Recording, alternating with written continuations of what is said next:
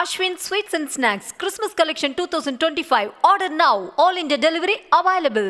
சட்டமன்ற தேர்தலுக்கு இன்னும் 4-5 மாதமே எஞ்சி இருக்கும் நிலையில் அரசு ஊழியர்கள், ஆசிரியர்கள் ஜனவரி 6ஆம் தேதி முதல் காலவரையற்ற போராட்டம் அறிவித்த நிலையில் அமைச்சர்கள் குழு பேச்சுவார்த்தை நடத்தியது. மீண்டும் ஆட்சிக்கு வரும் கனவில் இருக்கும் திமுக லட்சக்கணக்கிலான அரசு ஊழியர்களை பகைத்துக் கொள்ளப் போகிறதா அல்லது கோரிக்கைகளை நிறைவேற்றப் போகிறதா என்ற எதிர்பார்ப்பும் எழுந்திருக்கிறது. இத்தனை ஆண்டுகளாக திமுகவுக்கு அசைக்க முடியாத அஸ்திரமாக இருந்து வரும் அரசு ஊழியர்களும் ஆசிரியர்களும் 2026 தேர்தல் நெருக்கத்தில் கையை முறுக்க தொடங்கி இருப்பது பேரிடியாக அமைந்திருக்கிறது.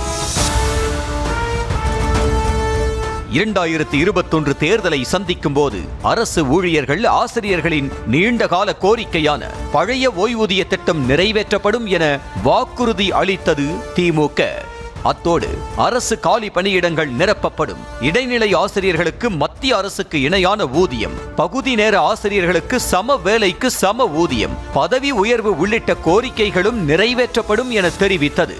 இந்த வாக்குறுதிகளை நம்பி அரசு ஊழியர்கள், ஆசிரியர்களின் மொத்த வாக்குகளும் திமுகவுக்கு கிடைத்தது.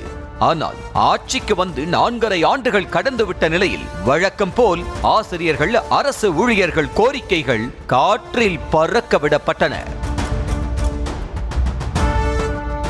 இந்த நிலையில் 2026 சட்டமன்ற தேர்தல் நெருங்கி கொண்டிருக்கும் சூழலில் ஜனவரி 6ஆம் தேதி முதல் காலவரையற்ற வேலை நிறுத்த போராட்டம் அறிவித்தது அரசு ஊழியர்கள் சங்கம். கடந்த பிப்ரவரி மாதம் அமைச்சர்கள் ஏவா வேலு, தங்கம் தென்னரசு, அன்பில் மகேஷ் பொய்யாமொழி ஆகியோர் அரசு ஊழியர்கள் சங்கங்களுடன் பேச்சுவார்த்தை நடத்தினர். அப்போதே அரசு ஊழியர்களின் 10 அம்ச கோரிக்கைகள் 4 வார காலத்திற்குள் பரிசீலித்து நடவடிக்கை எடுக்கப்படும் என தெரிவிக்கப்பட்டது.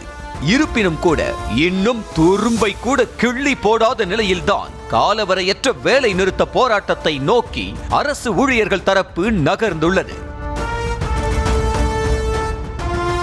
காலவரையற்ற போராட்டம் அறிவிப்பு வெளியானதுமே அரசு ஊழியர்கள், ஆசிரியர்களை பேச்சுவார்த்தைக்கு அழைத்தது அரசு தரப்பு.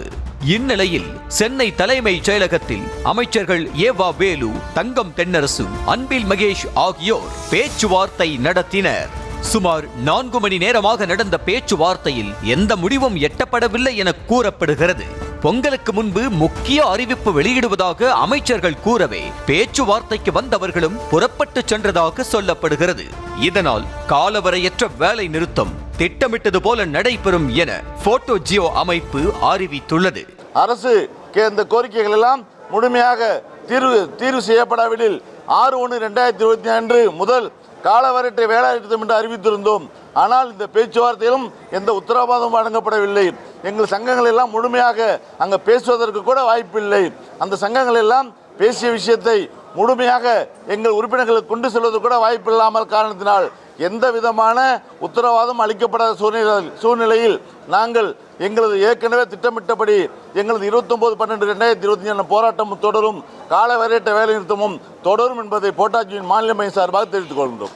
கலைஞர் கருணாநிதி ஆட்சியிலிருந்து அரசு ஊழியர்கள், ஆசிரியர்கள் வாக்குகள் திமுகவுக்கு தான் கிடைத்து வருகின்றன என்ற நிலையில் தேர்தல் வாக்குறுதியை நிறைவேற்றாதது அரசு ஊழியர்கள் மத்தியில் அதிருப்தியை ஏற்படுத்தி இருக்கிறது.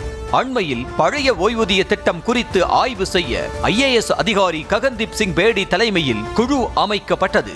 9 மாத கால அவகாசம் எடுத்துக்கொண்ட இந்த குழு முழு அறிக்கையை தாக்கல் செய்யாமல் இடைக்கால அறிக்கையை தாக்கல் செய்தது அரசு ஊழியர்கள் மத்தியில் ஆத்திரத்தை ஏற்படுத்தியது. இந்த நிலையில் அடுத்த ஆண்டு தேர்தல் வரவிருக்கும் நிலையில்தான் காலவரையற்ற போராட்டத்தை கையில் எடுத்துள்ளன அரசு ஊழியர்கள் அமைப்பு.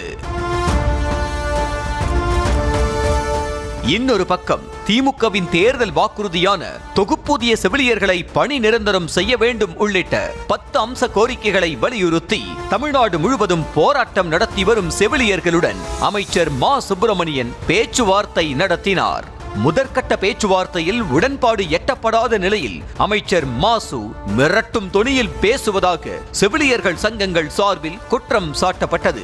அடுத்த கட்டமாக திங்கட்கிழமை நடைபெற்ற பேச்சுவார்த்தையில் கோரிக்கைகள் பரிசீலிக்கப்படும் என அரசு தரப்பில் உறுதி அளிக்கப்பட்டுள்ளது. இருப்பினும் நிர்வாக குழு முடிவெடுக்கும் வரை போராட்டம் நீடிக்கும் என செவிலியர்கள் சங்கம் தரப்பில் தெரிவிக்கப்பட்டுள்ளது.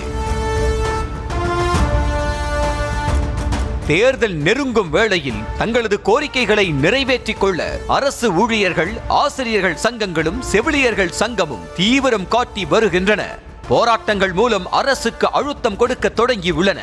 அரசு ஊழியர்கள், ஆசிரியர்களின் கோபம் வருகிற தேர்தலிலும் எதிரொலிக்கும் என்பதால் திமுக அரசு இதனை எப்படி கையாளப் போகிறது என்ற கேள்வி எழுந்துள்ளது.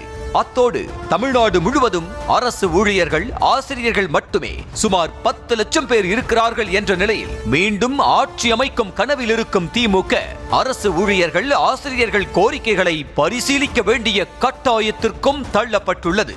பழைய ஓய்வூதிய திட்டத்தை நிறைவேற்றும் பட்சத்தில் பல லட்சம் கோடி நிதிச்சுமை ஏற்பட வாய்ப்பு இருப்பதாக கூறப்படும் நிலையில் தற்போது போராட்டத்தில் குதிக்கவிருக்கும் அரசு ஊழியர்கள், ஆசிரியர்களை எப்படி சமாளிக்க போகிறது திமுக அரசு என்பது அடுத்த கட்ட பேச்சுவார்த்தையில்தான் தெரிய வரும்.